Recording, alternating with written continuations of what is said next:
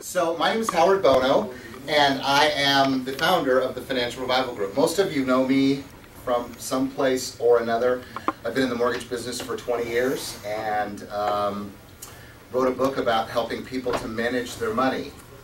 Solutions for most of us are kind of looking for a solution here that doesn't cost us everything that we've worked our lives for.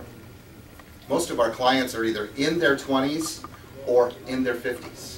That's where we're finding that most of our clients are falling in right then, because the ones that are in their 20s are saying, I'm not going to play this, this is crazy. The ones in their 50s are saying, I can't afford to do this anymore. So what were we left with when all this happened? We were left with a whole bunch of debt. Anybody have more debt today than they had 2 years ago? Right? Do you have less assets than you had 2 years ago? Okay. So, does anybody in the room have a lot of spare time? Spare time. We are so busy trying to keep up that most of us have given up on that idea of getting ahead. And I just certainly don't agree with that, but that's what we're dealing with. And the reason that I asked that question is that when we get information, we need to be able to trust the information that we get. We all got creamed. The average family in the United States between 2007 and 2009 lost $121,000 in value in their real estate and their stock portfolios. So what are your options? Let's go through these options here right now. You can stay put and pay and wait it out. That's what you can do, and that's what they want you to do. Again, I don't really know the full spectrum of who they are.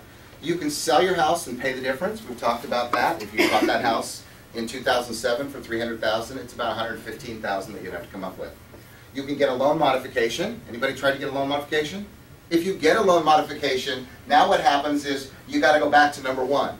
You got to stay put, pay, and wait it out.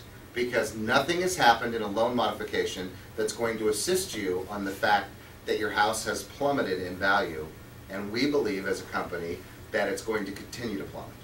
So none of that is ever addressed, and it's not going to be addressed. So the next option is to sell your house short, which means you sell your house for whatever you can get, and the lender agrees to take that amount of money. And if there's a first and a second mortgage on the house, then those two lenders have to have discussions and do negotiations. And then most of the time, if you look at a short sale, if you don't have an exit strategy, if the short sale doesn't work, then you're really in trouble. You can turn the keys in and sign it away to the bank. You can do what's called a deed in lieu of foreclosure. I'm going to give you the deed in lieu of you foreclosing on the property. So if you're a homeowner and you do a deed in lieu of foreclosure, it's very important that you've got somebody that understands these documents to read them for you. And because most of us just don't have the attention span to be able to read legalese. I can do it, but it gives me a headache.